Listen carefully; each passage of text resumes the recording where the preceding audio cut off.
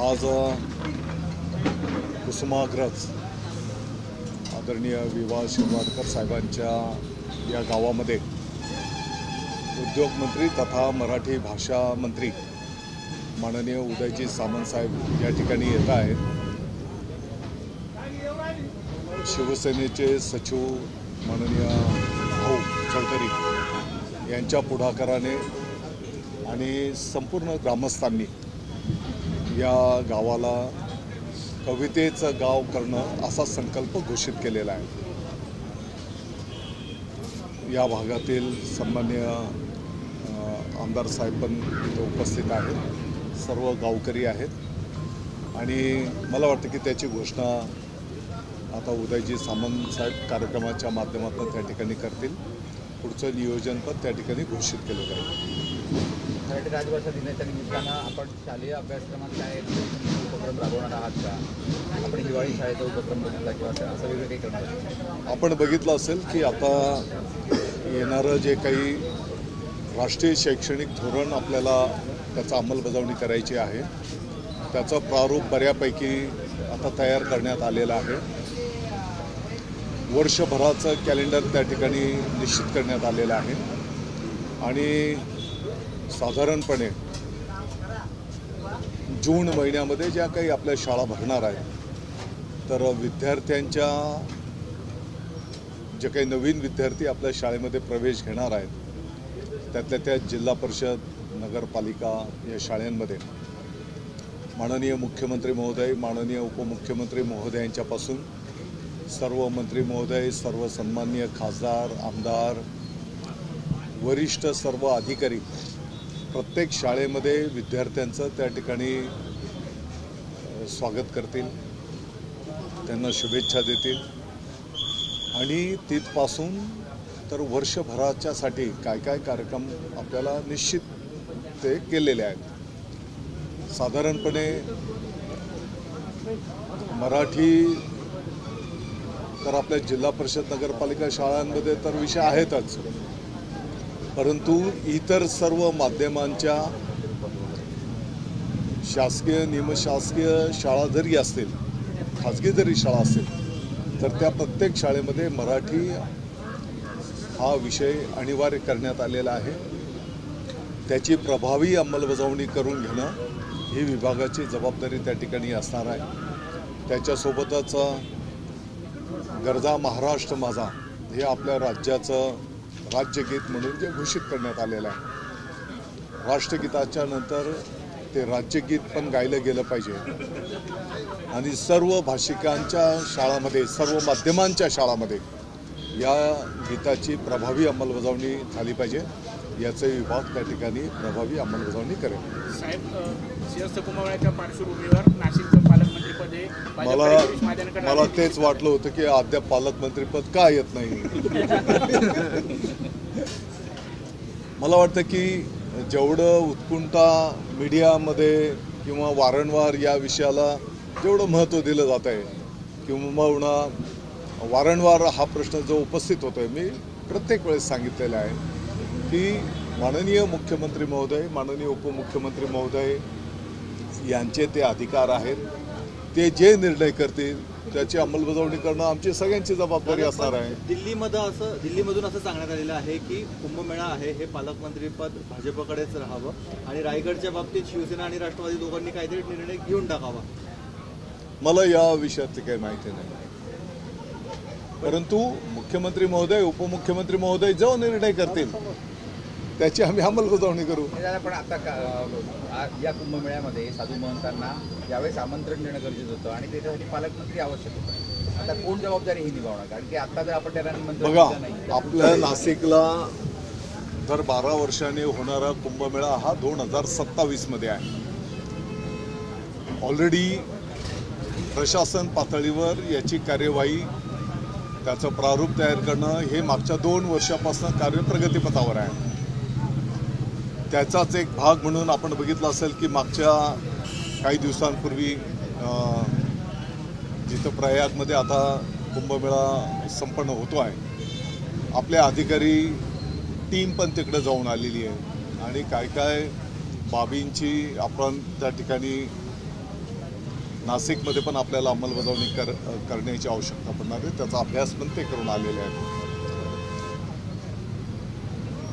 सर्व लोकप्रतिनिधींना विश्वासात घेऊन, कारण नाशिकच्या सोबत त्र्यंबकेश्वर हे सुद्धा तेवढंच महत्त्वाचं असतं आणि म्हणून त्या त्या भागामध्ये काय काय सुविधा आपल्याला निर्माण कराव्या लागणार आहेत. त्याच्यासोबतच आता उदाहरणार्थ सप्तशृंगी देवी मातेचं एक स्थान आहे, नाशिकपासून शिर्डीजवळ आहे, शनी शिंगणापूर आहे. आलेले भाविक त्या ठिकाणी पण जात असतात आणि म्हणून या सर्व सुविधा काय काय आपल्याला निर्माण करावे लागतील. हे 2 वर्षापासून त्याचं प्रारूप तयार करण्याचं काम प्रगतीपथावर आहे. आणि मग कुंभमेळ्याचे प्रमुख म्हणून माननीय गिरीश महाजन साहेबांना मागच्या 1-1.5 वर्षापूर्वीच जबाबदारी निश्चित करण्यात आलेली आहे आणि त्यांच्या नेतृत्वाखाली त्या संदर्भातल्या बैठका पण संपन्न होत आहेत. तर कुंभमेळ्याचं काम काही थांबलेलं नाही, ते काम प्रगतीपथावरच आहे. दादा, आपण म्हणता सर्व लोकप्रतिनिधींना विश्वासात घेतलं जाईल, परंतु काल पण एक बैठक झाली. त्या बैठकीला नाशिक जिल्ह्याचे सीएम मंत्री आहेत, लोकप्रतिनिधी आहेत, त्यांना निमंत्रण नव्हतं. ज्यांना निमंत्रण होतं ते दोन्ही उपमुख्यमंत्री या बैठकीला उपस्थित नव्हते. हा ताळमेळ सरकारमध्ये दिसत नाहीये का, काही रस्सीखेच चालू? नाही, अशातला काही भाग नाही. कदाचित ती प्रशासन पातळीवरची बैठक असेल. मी आपल्याला ही वस्तुस्थिती सांगितली की ज्या पद्धतीने आता खूप मोठ्या प्रमाणात संख्येने प्रयागला भाविक आलेले होते, तिथलं जर स्थान आपण बघितलं तर मोठं त्याचं क्षेत्र आहे, पात्र मोठं आहे, तिथं स्कोप खूप आहे.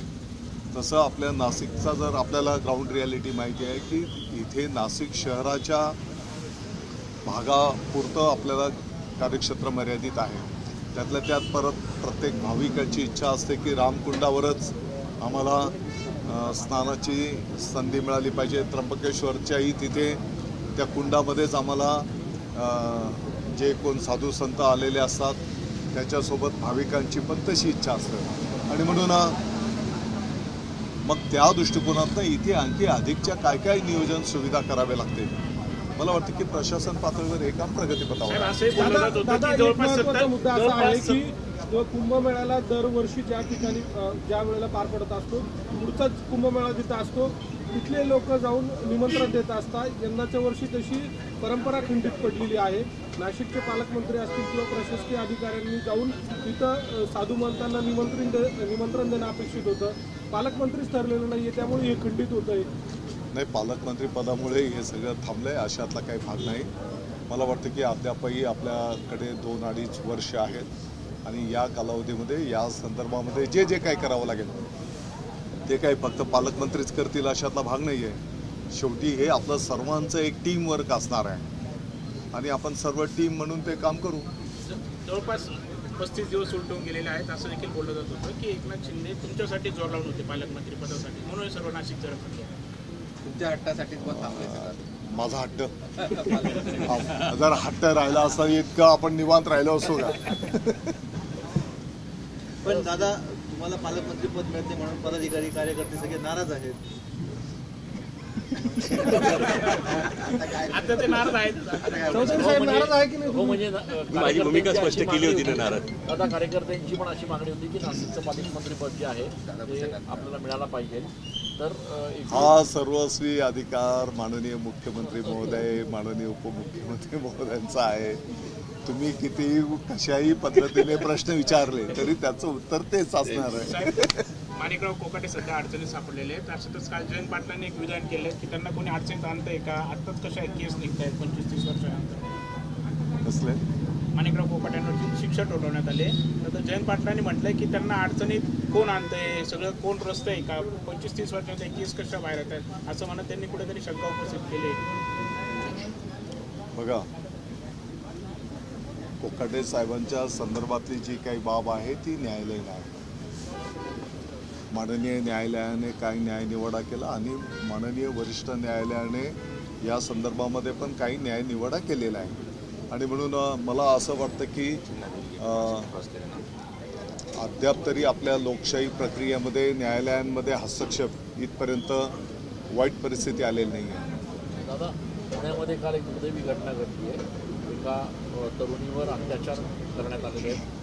आज त्या ठिकाणी योगेश कदम स्वारगेट स्थानकात पाहणी करण्यासाठी गेले होते. तृप्ती देसाई त्यांना जाब विचारायचा प्रयत्न केला. तृप्ती देसाईंना पण ताब्यात घेण्यात आले. एकूणच या सगळ्या घटनांच्या पार्श्वभूमीवर महिलांच्या सुरक्षेचा मुद्दा जो आहे तो पुन्हा एकदा चर्चेत आलेला आहे. निश्चितपणे काल परवा जी घटना घडलेली आहे ती अतिशय गंभीर आणि दुःखद आहे. त्या घटनेचा आपण सर्वांनी निषेध केलेला आहे. पोलीस प्रशासनाच्या वतीने जे आरोपी आहे त्याचा शोध त्या ठिकाणी घेतला जातो आहे आणि मला वाटतं की लवकरच तो आरोपी सापडेल. त्याच्यावर कठोर शासन त्या ठिकाणी केलं जाईल. शक्ती कायद्याची अंमलबजावणी पुन्हा होत नाही, पुन्हा एकदा प्रश्न उपस्थित राहतो. शक्ती कायद्यावर विरोधक आक्रमण करतात. अशा घटना होऊ नयेत आणि म्हणून या संदर्भामध्ये आणखी कायदे कठोर करण्याची आवश्यकता ही वस्तुस्थिती आहे. दादा आपल्या जिल्ह्यात हा प्रकार बस स्टँडवर घडलेला आहे. यापूर्वी शाळेमध्ये सुद्धा घडलेला होता. शाळेमध्ये सीसीटीव्ही लावणं कंपल्सरी केलं आहे. म्हटलं अनेक शाळांमध्ये आधी सीसीटीव्ही लावले नाही. निश्चितपणे विद्यार्थिनींच्या महिलांच्या सुरक्षिततेच्या दृष्टिकोनातून पाठीमागे ज्या काही दुर्दैवी घटना झालेल्या त्या पार्श्वभूमीवर शाळेंमध्ये CCTV बसवणं अनिवार्य करण्यात आलेलं आहे. बऱ्यापैकी त्याचा अंमलबजावणी झालेली आहे, काही ठिकाणी राहिलेलं आहे. तर आता हे परीक्षेचा कालावधी संपला की त्याचं पण प्रभावी अंमलबजावणी करण्याच्या संदर्भामध्ये शिक्षण विभाग प्रभावी अंमलबजावणी करेल. नामदेव ढसाळ यांच्या कवितांवर सेन्सॉर बोर्डानं आक्षेप घेतलेला आहे. त्यांनी एका चित्रपटाच्या कविता वापरल्या, त्याच्यात शिव्या आल्या आहेत, अशा पद्धतीचा आक्षेप नोंदवण्यात आलेला आहे. नामदेव ढसाळ नामवंत लेखक आहेत, कवी आहेत. कसं बघताय या सगळ्या घटनांकडे? नामदेव ढसाळ तर संपूर्ण महाराष्ट्राला सुपरिचित आहेत.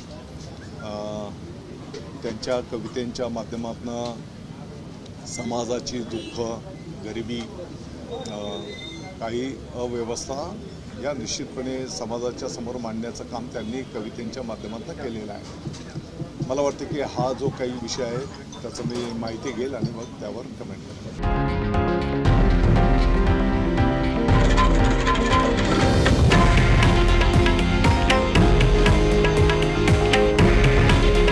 हे आहे देशातील नंबर 1 न्यूज नेटवर्क आणि आपण पाहत आहात TV9 मराठी.